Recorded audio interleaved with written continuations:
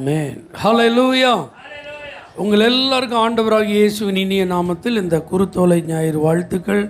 கர்த்தர் உங்களை ஆசீர்வதிப்பார். ஹல்லேலூயா. ஆண்டவருக்கு மகிமை. வரலாற்றில் ஒரு சிறப்புமிக்க நாள். இதை போல ஒரு நல்ல நாளில் நம்முடைய இயேசு எருசலேமிலே அவர் வெற்றி பவனி வந்ததை எல்லா தேவ பிள்ளைகளும் இன்றைக்கி நினைவு கூர்ந்து கொண்டாடி கொண்டிருக்கிறார்கள். ஹல்லேலூயா. இப்போ அந்த குருத்தோலை ஞாயிறு சம்பந்தப்பட்ட அந்த வார்த்தைகளெல்லாம் நம்ம சுருக்கமாக சிந்திச்சுட்டு இதிலிருந்து சில காரியங்களை கர்த்தர் நமக்கு தருகிற வார்த்தையாக சிந்திக்க இருக்கிறோம். நல்லா கவனிங்க. எருசலேம் அப்படிங்கிற அந்த இடத்துக்கு இயேசு போவது புதிதல்ல. அவர் எத்தனையோ தடவை என்ன செஞ்சிருக்கிறார், போயிருக்கிறார். அது அந்த நாட்களிலே பொதுவாக ஜனங்கள் நடந்து போவது வழக்கம். பெத்பகே பெத்தானியா அப்படின்னு அந்த கிராமத்திலேருந்து ஒரு 2 மைல் தூரத்தில் இருக்கிற இந்த எருசலேமுக்கு 2 மைல் தூரம் நடப்பதெல்லாம் அன்றைக்கி உள்ள மக்களுக்கு ரொம்ப ஈஸி. அது ஒரு பெரிய விஷயமே கிடையாது. அப்படிதானா? அந்த காலத்தில் பாருங்கள், விளக்குன்னு சொல்லுவாங்க.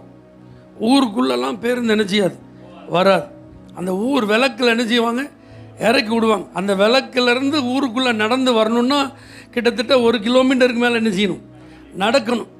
இன்றைக்கு உள்ள பிள்ளைகளுக்கு அது ரொம்ப கஷ்டமாக தெரியும். ஆனால் அன்னைக்கு உள்ளவங்க எத்தனை தடவைனாலும் அப்படி நடந்து போகிறதுக்கு அவங்க சளைக்காமல் என்ன செஞ்சுருப்பாங்க, போயிருந்திருப்பாங்க. எல்லா இடங்களுக்கும் மேக்சிமம் எப்படி தான் போயிருந்திருப்பாங்க. ஆனால் இந்த முறை இயேசு நடந்து எருசலேமுக்கு வரல, அவர் கழுதை மேலே பவனி என்ன செய்கிறாரு, வர்றார். ஏன் அப்படின்னா இது ஒரு தீர்க்க தரிசனத்தின் நிறைவேறுதலா. இயேசு ராஜாவாய் உன் ராஜா வருகிறார் என்று சகரியா தன்னுடைய தீர்க்க தரிசன புத்தகத்தில் சுமார் 540 வருஷத்திற்கு முன்பு எழுதி வைத்த வார்த்தை அல்லேலூயா நிறைவேறுகிறதாக ஆண்டவர் இந்த பவனிக்கு என்ன செய்கிறாரு, முக்கியத்துவம் கொடுத்து கழுதை மேலே வர்றார். ஆமீன் சொல்லுங்க. 540 வருஷத்துக்கு முன்னாடி சொன்னது இப்போ என்ன செய்யுது, நிறைவேறுதுன்னா 5 வருஷத்துக்கு முன்னாடி சொன்னது நடக்குமா நடக்காதா? நல்லா புரிஞ்சுக்கோங்க. உங்கள் வாழ்வை குறித்த கர்த்தருடைய வார்த்தைகள் தரையில் விழாது. உங்களை குறித்து கர்த்தரால் சொல்லப்பட்டவைகள் உங்கள் வாழ்க்கையில் நிச்சயம் நிறைவேறும். ஆண்டவர் இதை நான் உனக்கு செய்வேன் அப்படின்னு ஏதாவது தீர்க்க தரிசனமாக சொல்லியிருப்பார் அப்படின்னா அது கண்டிப்பாக நடக்கும். அந்த வார்த்தைக்காக நீங்கள் காத்திருங்கள். அந்த வார்த்தை நிறைவேறுதலுக்காக நல்ல ஸ்தோத்திரம் பண்ணிகிட்டே இருங்க. கண்டிப்பாக தீர்க்க தரிசனம் ஒரு நாள் என்ன செய்யும். இப்போ இயேசு எதில் வராரு, கழுதை மேலே வராரு. கழுதை மேலே வர்றாருன்னு அதை ரொம்ப தரக்குறைவாக என்ன செஞ்சிடக்கூடாது, நினைச்சிடக்கூடாது. நம்ம யாரும் கழுதையை பெட் அனிமலாக வீட்டில் என்ன செய்கிறதில்லை, வளர்க்குறதில்ல, கழுதையை முக்கியத்துவப்படுத்துவதில்லை. என்னை பார் யோகம் வரும் அப்படிங்கிற ஃபோட்டோவில் மட்டும்தான் எதுக்கு முக்கியத்துவம், கழுதைக்கு. மற்றபடி யாருமே கழுதையை கண்டுகொள்வதே கிடையாது. ஆனால் அந்த நாட்களுடைய வழக்கத்தின்படி பெரிய பெரிய செல்வந்தர்களுக்கு தான் கழுதை சொந்தமாக இருக்கும். ஏன்னா அவங்க டிரான்ஸ்போர்ட்டுக்கு யூஸ் பண்ணியிருக்கிறாங்க. பொதி சுமக்கிறதுக்கெல்லாம் என்ன செஞ்சுங்க, வெயிட்டெல்லாம் கேரி பண்ணிட்டு போகிறதுக்கு என்ன செஞ்சுருக்காங்க, யூஸ் பண்ணியிருக்கிறாங்க.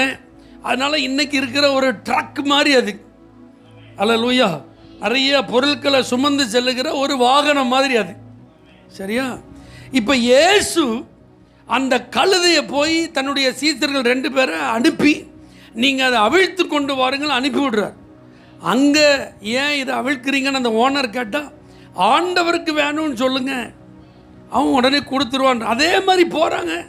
அதை அவிழ்க்கும் போது எதுக்கு இது அவுக்குறீங்கன்னு கேட்குறாங்க. ஆண்டவருக்கு வேணும்னு கொடுத்துட்டாங்க. அல்லேலூயா. இதெல்லாம் கொஞ்சம் உண்மையிலே யோசித்து பார்க்க வேண்டிய ஒரு காரியம். அப்படிதானா? நல்லா சொல்லுங்கள் சந்தோஷமாக ஒரு அல்லேலூயா. உங்கள் வீட்டில் புதுசாக ஒரு காரை ஷோரூம்லேருந்து வாங்கிட்டு வந்து நீங்கள் ஓட்டவே இல்லை. அந்த ஷோரூம்லேருந்து உங்கள்கிட்ட கீ என்ன செஞ்சுருக்காங்க, கார் கீயை கொடுத்துருக்காங்க. அந்த காருடைய மதிப்பு பல லட்சம் ரூபாய். சரியா? இப்போ திடீர்னு ஒரு ஆள் வந்து அந்த கீயை கொடுங்கன்னு கேட்குறாங்க. எதுக்கு அப்படின்னா ஆண்டவருக்கு வேணுமா அப்படின்னா நீங்கள் கொடுப்பீங்களா? போயா எதுக்கு வாங்கியிருக்க தெரியுமா? அதுவும் ஆண்டவர் ஒருவனும் ஒரு காலம் ஏறிடாத கழுதை, ஒருவனும் உட்கார்ந்து ஓட்டிடாத வண்டி, 1 கிலோமீட்டர் கூட ஓடாத வண்டி. அல்லேலூயா. இப்படிலாம் கொடுக்கறது அப்படிங்கிறது ரொம்ப கஷ்டம். நல்லா புரிஞ்சுக்கோங்க. கொண்டாட வந்திருக்கிறோம், நினைவு கூற வந்திருக்கிறோம், ஒரு பண்டிகை காலத்தில் வந்திருக்கிறோம். கர்த்தர் செய்த காரியத்தெல்லாம் நினச்சி நம்ம ரொம்ப சந்தோஷப்படுறோம், ஓகே தான். ஆனால் ஆண்டவருக்கு ஒன்று தேவைன்னா அதை கொடுக்குற மனசு நமக்கு இருக்கா? உங்களுக்கு ரொம்ப நெருக்கமாக இருக்கிறது, உங்களுக்கு ரொம்ப விருப்பமாக இருக்கிறது, உங்கள் பார்வையில் ரொம்ப காஸ்ட்லியாக இருக்கிறது, உங்களுக்கு ரொம்ப அவசியமானதை ஆண்டவர் எனக்கு வேணும்னு கேட்டால் நீங்கள் கொடுப்பீங்களா? அல்லேலூயா. இன்னைக்கு அதை நீங்கள் சிந்திச்சு பாருங்க. ஏன்னா இன்னைக்கு இந்த கொடுக்கணும் அப்படின்னு சொல்லும்போது மனிதர்களுடைய மனநிலைலாம் என்ன செய்யுது?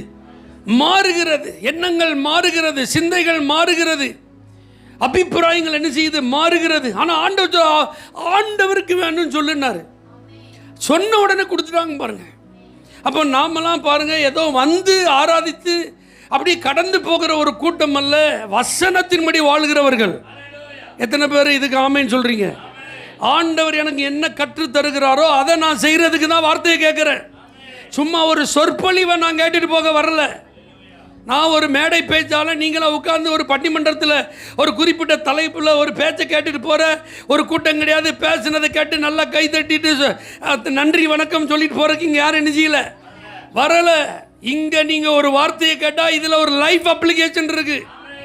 இங்கே ஒரு வசனத்தை நீங்கள் கேட்டிங்கன்னா அதில் வாழ்க்கையில் நீங்கள் நடைமுறைப்படுத்த வேண்டிய ஒரு காரியம் இருக்கிறது. அல்லேலூயா. அப்படின்னா என்ன அர்த்தம் தெரியுமா? கர்த்தருக்குன்னு வந்துட்டா அது எனக்கு பெருசே கிடையாது. அல்லேலூயா. கர்த்தருக்குன்னு வந்துட்டா எனக்கு அது முக்கியம் கிடையாது. கர்த்தருக்குன்னு வந்துட்டா எனக்கு அது சிறப்பானது அப்படி கிடையாது. அது அவருக்கு. இந்த மனநிலையை கர்த்தர் தருவாராக. இப்படிப்பட்ட வாழ்க்கை முறையை கர்த்தர் நமக்கு தருவாராக. இப்போ பாருங்க, எருசலேமில் இருந்த மக்கள் தொகை ஒரு லெவல் இருப்பாங்க பார்த்தீங்களா? இது பண்டிகை காலம், பஸ்கா பண்டிகைக்கு ஆயத்தப்பட்டு இருக்காங்க. அப்போது 5 மடங்கு அதிகமான பாப்புலேஷன் அன்னைக்கு இருந்திருக்கலான்றாங்க. இப்போ ஒரு 40,000 பேர் இருக்கிற இடத்துல 5 மடங்குனா எத்தனை பேர் இருந்திருப்பாங்க? சுமார் 2 லட்சம் பேர் இருந்திருக்கலாம். அந்த மாதிரி ஒரு க்ரௌட். அப்போ ஒரு சின்ன பட்டணத்தில் அவ்வளோ பெரிய கூட்டங்கிறது ஒரு ஆளுக்கு பின்னாடி போகுதுன்னா அது பெரிய சாதனை தான். இதே போல் வரவேற்பு வரலாற்றில் மகா அலெக்சாண்டர் இருக்கார் பார்த்தீங்களா? அவருக்கும் அகிரிப்பா அப்படிங்கிற ஒரு ராஜாவுக்கும் தான் இந்த மாதிரி கொடுத்துருக்காங்க. அல்லேலூயா. ஆமேன்னு சொல்லுங்க பார்க்கலாம். இந்த மாதிரி வரவேற்பை வேற யாருக்குமே என்ன செஞ்சது இல்லையா? கொடுத்து அவ்வளோ பிரம்மாண்டமான வரவேற்பை இயேசுநாதருக்கு என்ன செய்கிறாங்க? அன்னைக்கு இருந்த மக்கள் கூட்டம் கொடுக்குறான். கொடுத்த அத்தனை பேரும் ஓசன்னா அப்படின்னு ஆர்ப்பரிக்கிறான். அந்த சத்தம் எப்படி இருந்திருக்கும்? பயங்கர அதிர்வலை என்ன செஞ்சிருக்கும்? உண்டாக்கியிருக்கும். நல்ல கர்த்தரை துதிக்கும் போது அவர்களுடைய செயல்களை பாருங்க. அது ரோடு 2 மைல் தூரம். அவங்க அந்த ஆர்ப்பரிப்புக்கும் அந்த ஆரவாரத்துக்கும் இடத்தை பார்க்கல, தூரத்தை பார்க்கல, நேரத்தை பார்க்கல. இடைவிடாமல் தாவீதின் குமாரனுக்கு ஓசன்னா, கர்த்தருடைய நாமத்தினாலே வருகிறவர் ஸ்தோத்தரிக்கப்பட்டவர் சொல்லி பயங்கர ஆரவாரத்தோடு ஆர்ப்பாட்டத்தோடு வந்தாங்க. அப்போ இந்த குருத்தோலை ஞாயிறில் நம்ம கற்றுக்கொள்ளுகிற ஒரு பெரிய விஷயம் என்னன்னா, கர்த்தரை துதிக்கணும்னு வந்துட்டா நேரம் பொருட்டல்ல, இடம் பொருட்டல்ல, எவ்வளவு தூரங்கிறது பொருட்டல்ல. ஆராதனன் வந்துட்டு ஆர்ப்பாட்டம், ஆரவாரம், ஒரு மகிழ்ச்சி, ஒரு வெற்றியின் குரல் எப்பொழுது நமக்குள்ள இருந்து வெளிப்பட வேண்டும் என்று கர்த்தர் விரும்புகிறோம். அல்லேலூயா. ஆண்டவர் நமக்காக உயிரை கொடுத்திருக்கிறாரு, விலையேறப்பட்ட பாவ மன்னிப்பை கொடுத்திருக்கிறாரு, ரட்சிப்பை தந்திருக்கிறாரு, மகிமை நம்பிக்கையை தந்திருக்கிறாரு, பரலோக பாக்கியத்தை தந்திருக்கிறாரு. அப்போ அவரை கொண்டாடணும்னா நம்ம எப்படி இருக்கணும்? ஆராதனை அப்படிப்பட்ட ஒரு ஆரவாரம் இருக்கணுங்க. மௌன சாமியாரா என்ன செய்யக்கூடாது? இருக்கக்கூடாது. மரித்தவர்களும் மௌனத்தில் இறங்குறவர்கள் தான் கர்த்தரை என்ன செய்ய மாட்டாங்க? துதிக்க மாட்டாங்க. நாமோ இது முதல் அப்படியே நாமத்தை என்ன செய்வோம்? எப்பவுமே துதிப்போம். இங்கே துதி அப்படின்னு வந்துட்டுனா அட்டென்ஷன் அப்படி வர்றப்ப என்ன செய்யக்கூடாது? அப்படியே நிற்கக்கூடாது. அல்லேலூயா. நீங்கள் என்ன சொன்னாலும் நாங்கள் துதிக்கிறோமா பார்த்துருவோமே, தோத்திரமா பார்த்துருவோம், அல்லேலூயாவை பெற பார்ப்போம். அல்லேலூயா. அப்படி என்ன செய்யக்கூடாது? இருக்கக்கூடாது. கர்த்தர் நமக்கு செஞ்ச நன்மைகளை எண்ணி பார்த்தா அதுக்கெல்லாம் கணக்கே இல்லைங்க. இன்னைக்கு நம்ம உடம்புல நம்ம மூச்சு இருக்குன்னு அதுக்கு காரணம் யாரு? பலன் இருக்குன்னு அதுக்கு காரணம் யாரு? குடும்பமாக நம்ம இருக்கிறோன்னா அதுக்கு காரணம் யாரு? அல்லேலூயா. அப்போ அந்த ஆண்டவருக்கு முன்பாக ஆராதனைன்னா இந்த பாம் சண்டையில் இருந்த அந்த ஆராதனையின் ஆர்ப்பாட்டத்தை காட்டில் எப்படி இருக்கணும்? அதிகமாக இருக்கும். அல்லேலூயா. சும்மா ஃபார்மலாக இருக்கக்கூடாது. ஆமேன். சடங்காச்சாரமாக வந்துட்டு என்ன செஞ்சிடக்கூடாது? போயிடக்கூடாது. நல்ல உணர்ச்சி பொங்க உங்களுடைய ஆண்டவருக்கு முன்பாக உங்களை மறந்து நீங்கள் ஆராதிக்கணும். புலமானவர்கள், பெரிய பெயருக்கு சொந்தக்காரர்கள், உயர்ந்த ஸ்தானத்தில் என்ன செய்கிறாங்க, நிறைய மதிப்பு மரியாதையோடு வாழ்கிறாங்க. அந்த கிரவுண்டில் நின்று சியர் பண்ணுறவங்கள பாருங்களேன். அதில் எல்லாரும் இருக்காங்க. ஆண்கள் இருக்காங்க, பெண்கள் இருக்காங்க, வயதானவர்கள் இருக்காங்க, நடுத்தர வயதுள்ளவங்க இருக்காங்க, குழந்தைகள் இருக்காங்க, வாலிபர்கள் என்ன செய்கிறாங்க இருக்கிறாங்க. பெரிய பெரிய பணக்காரர்கள் இருக்காங்க, சாதாரணமான ஆட்கள் இருக்காங்க, நடுத்தர வர்க்கத்தினர் என்ன செய்கிறாங்க இருக்க. இந்தியாவிலே நம்பர் 1 ஸ்தானத்தில் இருக்கிறவங்க இருக்கிறாங்க. அப்படிதானா? இப்படி எல்லாருமே வந்து அந்த காரியத்தை பார்த்து அவங்க சியர் பண்ணும்போது எந்திக்கிறாங்க, கை தட்டுறாங்க, ஒருத்தருக்கு ஒருத்தர் என்ன செய்கிறாங்க, தங்களுடைய சந்தோஷத்தை பகிர்ந்து கொள்கிறாங்க, ஆர்ப்பாட்டம் பண்ணுறாங்க. அதிலெல்லாம் அவங்க வெட்கப்படுறதே இல்லை. அல்லேலூயா. இதனால ஏதாவது லாபம் இருக்கா? அப்படி குதிக்கிறதுனால, ஆர்ப்பாட்டம் பண்ணுறதுனால ஏதாவது இருக்கா? ஒன்றுமே கிடையாது. ஆனால் ஆண்டவர் சமூகத்தில் நீங்கள் வந்து ஆர்ப்பரித்தால், ஆண்டவர் சமூகத்தில் உங்களை மறந்து நீங்கள் ஆராதித்தால், உங்கள் ஸ்தானத்தை மறந்து நீங்கள் ஆராதித்தால், உங்கள் நிலையை மறந்து நீங்கள் ஆராதித்தால், உங்கள் ஆவியில் விடுதலை, உங்கள் ஆத்மாவுக்கு சௌக்கியம், உங்கள் சரீரத்திற்கு சுகம், உங்கள் வாழ்க்கைக்கு விரோதமாக இருக்கிற கட்டுகள் அவிழ்க்கப்படுகிறது, சத்துருவின் கிரியைகள் நிர்மூலமாக்கப்படுகிறது. அல்லேலூயா. அப்போ இந்த பாம் சண்டே சர்வீஸில் இப்படிப்பட்ட ஆர்ப்பரிப்பில் அவங்க விவரம் பண்ணாங்க, அர்த்தம் புரியாமல் பண்ணாங்க. பாதி உண்மை, தாவீதின் குமாரன் என்று அவங்க அழைத்தது பாதி உண்மை. ஆனால் ராஜா அப்படின்னப்போ அவங்க எதிர்பார்த்த மாதிரி அவர் புரட்சி பண்ணலை. அரசியல் அந்த ரீதி அவர் ராஜாவா இல்லைன்னு அவங்களுக்கு அதை வாபஸ் வாங்கிட்டாங்க. ஆனால் நமக்கு இப்போ நம்முடைய இயேசு யார் நல்லா தெரியும். அவர் ராஜாதி ராஜா, அவர் வரப்போகிற நியாயாதிபதி, அவர் நம்முடைய மனவாளன். அல்லேலூயா. நம்முடைய கிரியைகளுக்கு பலன் அளிக்க அவர் வருகிறார். ஸோ அப்படிப்பட்ட அந்த ஆண்டவரை நம்ம ஆராதிக்கும் போது நம்ம கட்டப்பட்டவர்கள் என்ன செய்யக்கூடாது, இருக்கக்கூடாது. அல்லேலூயா. நல்ல விடுதலையோட கர்த்தரை என்ன செய்யணும், நல்லா ஆராதிக்கணும். நல்ல உணர்ந்து கர்த்தரை என்ன செய்யணும், ஆராதிக்கணும். ஆமென் சொல்லுங்க பார்க்கலாம். பாருங்க, இவ்வளவு சந்தோஷம், ஆர்ப்பாட்டம், ஆரவாரம். ஆனால் பைபிள் சொல்லுது, லூக்கா 19ஆம் அதிகாரம் 41வது வசனத்தில், அவர் சமீபமாய் வந்தபோது நகரத்தை பார்த்து அதற்காக கண்ணீர் விட்டு அழுது. அப்போ இயேசு அழுறாருங்க. எல்லாரும் ஹாப்பியாக இருக்காங்க, ஆனால் ஜீசஸ் வாஸ் நாட் ஹாப்பி. அல்லேலூயா. எல்லாரும் சந்தோஷமாக இருக்காங்க, இயேசு சந்தோஷமாக இல்லைங்க. எல்லாரும் ஆர்ப்பாட்டம், ஆரவாரம். இயேசு அழுதார். அவர் அழுததுக்கு 3 காரணம். ஏன்னா இவர்களுடைய அறியாமை. நீங்கள் அறிந்திருந்தால் நலமாக இருக்கும் என்று இயேசு சொல்லும் 3 வார்த்தைகள் அதை தொடர்ந்த வசனத்தில் இருக்குது. அதில் முதல் வார்த்தை 42வது வசனத்தில், உன் சமாதானத்துக்கு ஏற்றவைகளை நீ அறிந்திருந்தாயானால் நலமாக இருக்கும். உன் சமாதானத்துக்கு ஏற்றவைகளை நீ அறிந்திருந்தால் நலமாக இருக்குன்றார். என்ன சமாதானம்? மனிதனுக்கும் தேவனுக்கும் இடையில் பாவத்தினால்தான் பிளவு வந்தது. இந்த பிளவை சரி பண்ணுறதுக்கு தான் இயேசு இந்த பூமிக்கு மனுஷனை அனுப்பிச்சிருக்கிறார். வந்து ஒப்புரவாக்கும் ஊழியத்தை நிறைவேற்ற வந்திருக்கிறார். ஆனால் இந்த இயேசுவை இவர்கள் மேசியாவை என்ன செய்யல, ஏற்றுக்கொள்ளவில்லை, அறியவில்லை. இரட்சகராக அவங்களால பார்க்க முடியல. நல்ல கவனிங்க, வேத பாரகர்கள், பரிசேயர்கள் இந்த இயேசு கிறிஸ்துவை குறித்து சொல்லப்பட்ட பழைய ஏற்பாட்டு தீர்க்க தரிசனங்களை நன்கு அறிந்தவர்கள். இப்போ இந்த இயேசு பூமியில் வாழ்ந்து கொண்டிருக்கிற இந்த காலத்தில் சுமார் அவரை குறித்து சொல்லப்பட்ட 300க்கும் அதிகமான தீர்க்க தரிசனங்கள் நிறைவேறி இருக்கிறது. இதோ ஒரு கன்னிகை கர்ப்பவதியாகி ஒரு குமாரனை, அதே மாதிரி கண்ணியின் வயிற்றில் இயேசு பிறந்திருக்கிறார். அல்லேலூயா. ஆண்டவர் இயேசு தான் இரட்சகர், மேசியா என்பதை குறித்த அநேக வெளிப்பாடுகளை அன்னைக்கு ஜனங்களுக்கு கொடுத்துட்டே இருந்தார்.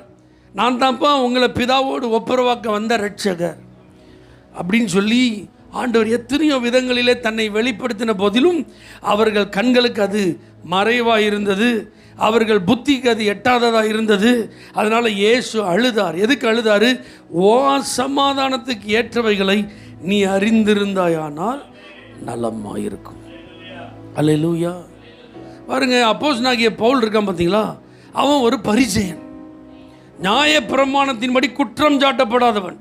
அதனால தான் இயேசுவை மேசியான்னு சொன்னவங்களெல்லாம் அவன் அடித்தான். இயேசுவை பின்பற்றினவங்களுக்கு உபத்திரவம் பண்ணான். அவங்கள கொலை செய்வதற்கும் என்னென்ன ஆர்டர் காப்பி வாங்கணுமோ எல்லாம் வாங்கிட்டு வந்தான். ஆனால் அவனை இயேசு என்ன செய்தார்? சந்தித்தார். பார்த்தீங்களா? நீ துன்பப்படுத்துகிற இயேசு நான் அப்படின்னா சொன்னதான் நாம ஆண்டவரே என்ன செய்ய சித்தமாக இருக்கிறீன்ட்டான். அப்போனா அவனுக்கு தெரிஞ்சு போச்சு, அவனுக்கு சமாதானத்துக்கு ஏற்ற காரியத்தை இயேசுவால் மட்டும்தான் கொடுக்க முடியும். ஏன்னா அவனுக்கு தீர்க்க தரிசனம் எல்லாம் நல்லா தெரியும், நியாயப்பிரமாணம் நல்லா தெரியும், மேசியாவை குறித்த வார்த்தைகள் எல்லாம் நல்லா தெரியும். அப்போ அவனுக்கு அந்த கண்கள் என்ன செஞ்சுட்டு திறக்கப்பட்டு விட்டது. ஆனால் இந்த யூதர்கள், இயேசுநாதர் காலத்தில் வாழ்ந்த யூதர்கள், இன்னைக்கும் இருக்கிற பெரும்பாலான யூதர்கள் இந்த சமாதானத்துக்கு ஏற்றவர்களை அறியாமல் என்ன செய்கிறாங்க. அதனால தான் இயேசு என்ன செஞ்சார், அழுதார். அல்லேலூயா. அப்படின்னா என்ன அர்த்தம், இயேசுவாலை அன்றி வேறு ஒருவராலும் ரட்சிப்பு இல்லை. பாவ மன்னிப்புக்கு இயேசுவின் ரத்தத்தை தவிர வேற பரிகாரம் ஒன்றுமே இல்லை. பரலோகத்துக்கு கொண்டு போய் சேர்க்க இயேசுவை தவிர வேற வழியே இல்லை. அல்லேலூயா. வானத்திலும் சரி பூமியிலும் சரி மனிதர்கள் ரட்சிக்கப்படுவதற்கு ஒரே ஒரு நாமந்தான், அது இயேசுவின் நாமம். இதுதான் ஜனங்கள் அறியாமல் இருக்கிறாங்களேங்கிற ஆதங்கம் யாருக்கு, ஆண்டவருக்கு. அதனால தான் அவர் அழுகிறார். அப்போ நீங்கள் நல்லா நம்ம பண்டிகை கொண்டாடி கொண்டு இருக்கிற இந்த நாளில் கொஞ்சம் கண்களை ஏறெடுத்து பாருங்கள். இதே மாதிரி தானே ஜனங்கள் இன்றைக்கி இருக்கிறாங்க. பாவ மன்னிப்புக்கு என்ன வழின்னு தெரில, பரலோகத்துக்கு போகிறதுக்கு என்ன வழின்னு தெரில, யார் உண்மையான கடவுள்னே தெரியல. அப்படிதானா? அப்போ அவர்களுடைய நிலைமை இப்படி தானே இருக்குது. சமாதானத்துக்கு ஏற்றவர்களை அவர்கள் அறியாமல் தானே இருக்கிறாங்க. அப்போ இயேசுக்குள் இருந்த பாரம் நமக்குள்ளும் வரட்டும். அல்லேலூயா. அவர் அழுதது போல நாமும் இப்படி அறியாமல் இருக்கிற ஜனங்களுக்காக அழுது மன்றாட கர்த்தர் கிருபை தருவாராக. ஏதோ கொண்டாடி மகிழ மாத்திரமல்ல, இப்படிப்பட்ட சமாதானத்துக்கு ஏற்றவைகளை அறியாமல் இருக்கிற ஜனங்களுக்காக அழுது ஜெபிக்கும் கிருபையை கர்த்தர் நமக்கு தரட்டும். ரெண்டாவது ஆண்டவர் சொல்றார் பாருங்க, அதுக்கு அடுத்த வசனத்தில், உன்னை சந்திக்கும் காலத்தை நீ அறியாமற் போனபடியால் அப்படின்றார். அப்படின்னா இது நான் உன்னை சந்திக்கும் காலம் என்று நீ அறிந்திருந்தாயானால் நலமாயிருக்குமே.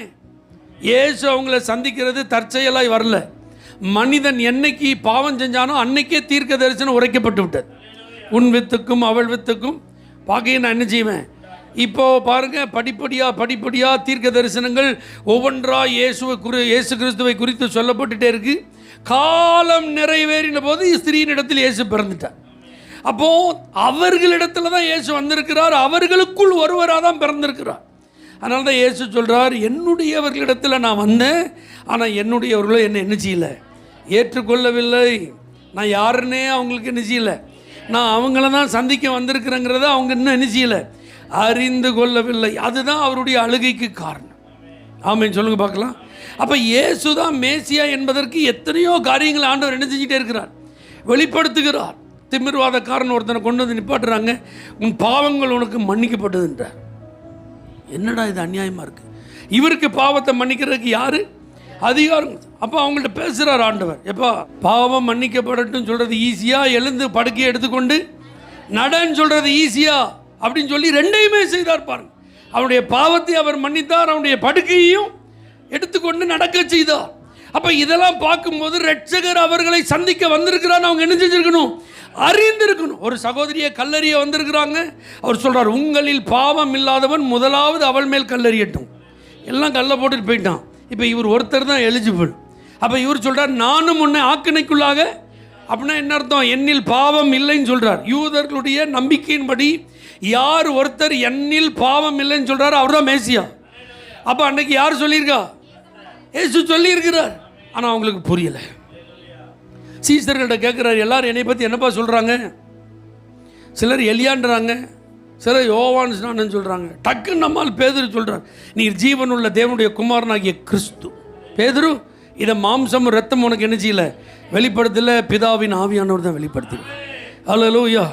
அப்போ அவர்களை சந்திக்கும் காலம், ஏற்ற காலம் வந்தபோது ஆண்டவர் இந்த பூமியில் 33 ஆண்டுகள் என்ன செய்தார், வாழ்ந்தார். முதலாம் அற்புதத்தை கலிலேயாவில் உள்ள கானாவூரில் செஞ்சதிலிருந்து அவர் பரமேறி போகிற வரைக்கும் நிறைய காரியத்தின் மூலமாக தான் யார் என்பதை அவங்களுக்கு என்ன செஞ்சுட்டே இருந்தார், வெளிப்படுத்தி கொண்டே இருந்தார். ஆனால் இந்த யூதர்களோ இது அவர்களை சந்திக்கும் காலம் என்பதை அறியாதிருந்தார்கள்.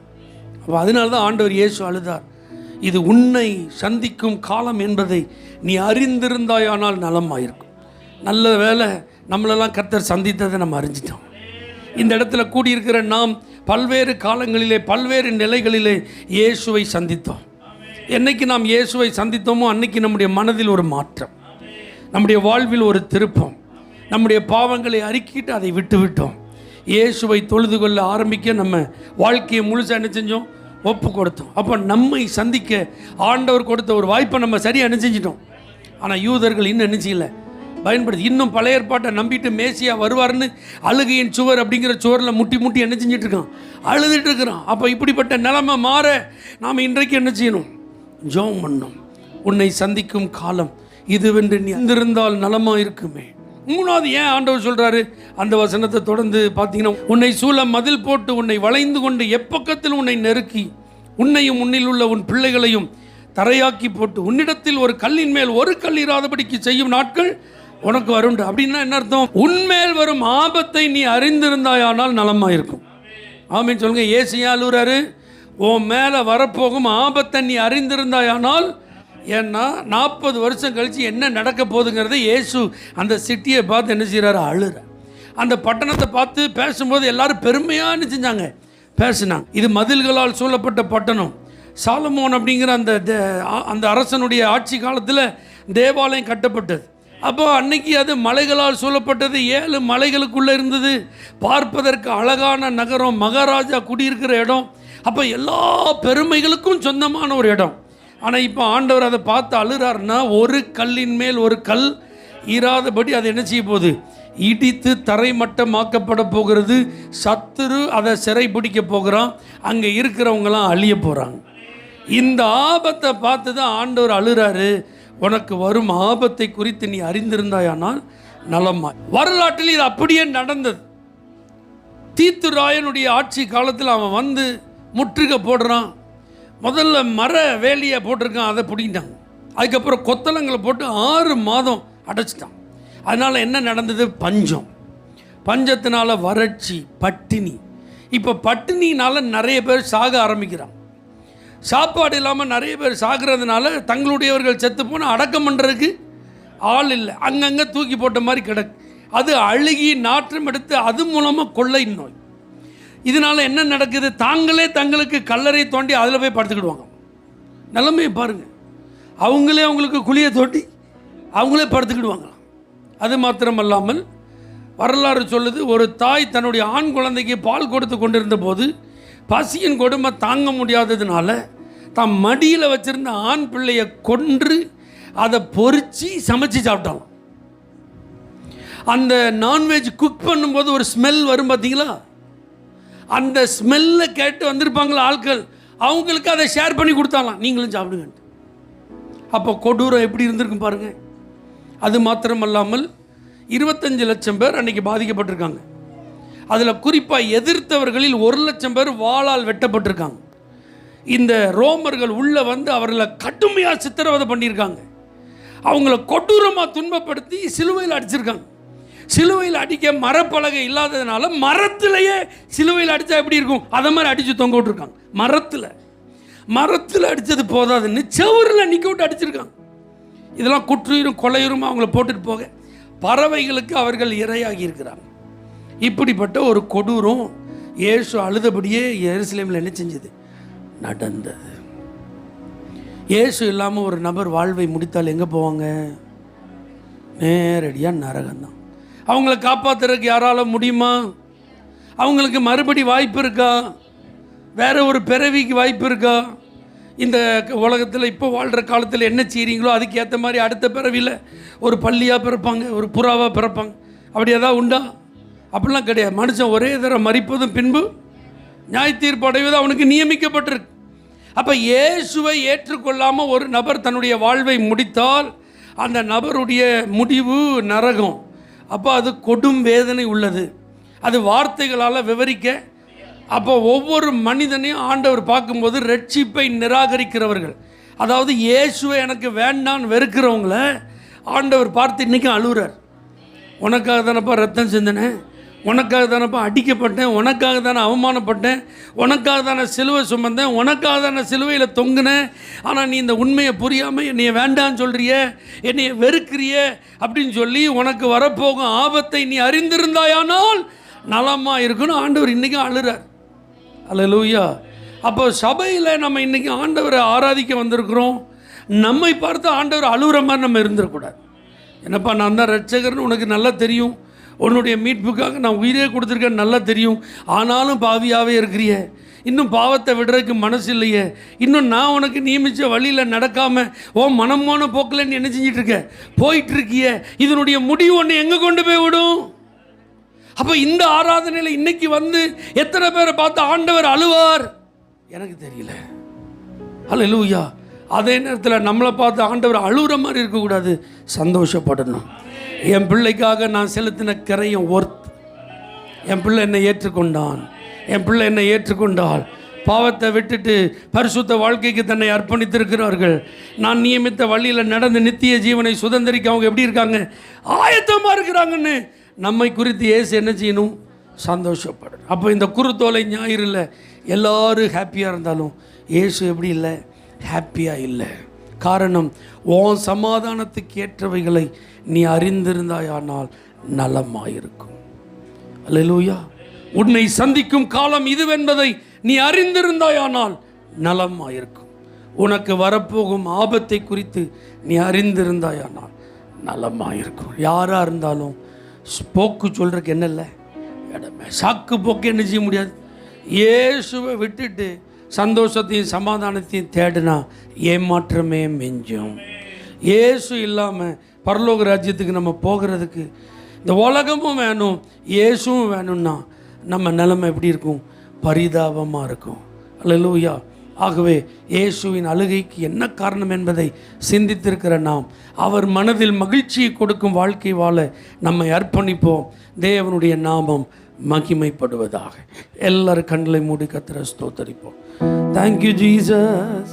பரலோகத்தில் எனது பெயர் எழுதிவிட்டார் என் இயேசு, பரலோகத்தில் எனது பெயர் எழுதிவிட்டார் என் இயேசு, பாவமெல்லாம் போக்கிவிட்டான், பயங்கள் எல்லாம் நீக்கிவிட்டான், என் பாவமெல்லாம் பயங்கள் எல்லாம் நீக்கிவிட்டான். சர்வ வல்லவர் என் சொந்தமானார், சாவை வென்றவர் என் ஜீவனானார். சர்வ வல்லவர் என் எஜமான, சாவை வென்றவர் என் மனவாளன். ஆஹா, இது அதிசயந்தானே, ஓஹோ இது உண்மைதானே. ஆஹா, இது ஓஹோ இது உண்மைதானே. இயேசு என்னை பார்த்தா சந்தோஷப்படுற அளவுக்கு நான் வாழ்வேன். எத்தனை பேர் உங்களை அப்படி அர்ப்பணிக்க ஆயத்தமாக இருக்கீங்க? நல்ல கைகளை உயர்த்தி உங்களை ஒப்பு கொடுத்து ஜெபம் பண்ணுங்க. ஆண்டவரே, என்னை நீங்கள் பார்க்கும்போது அழுகிற மாதிரி நான் நடந்து கொள்ள மாட்டேன், என்னை நினச்சி நீங்கள் சந்தோஷப்படுற மாதிரி நான் நடப்பேன். ஆண்டவரே, அதற்கென்று என்ன நான் அர்ப்பணிக்கிறேன்ப்பா. உங்களுடைய பிள்ளைகள் இந்த அர்ப்பணத்தில் உறுதியாயிருந்து உங்களுடைய திருநாமத்தை மகிமைப்படுத்த கிருபைத்தார். இயேசுவின் நாமத்தில் பிதாவே, ஆமென். For prayer contact, Pastor J. J. Kumar, El Shaddai Ministries, 9500252586, Surandai.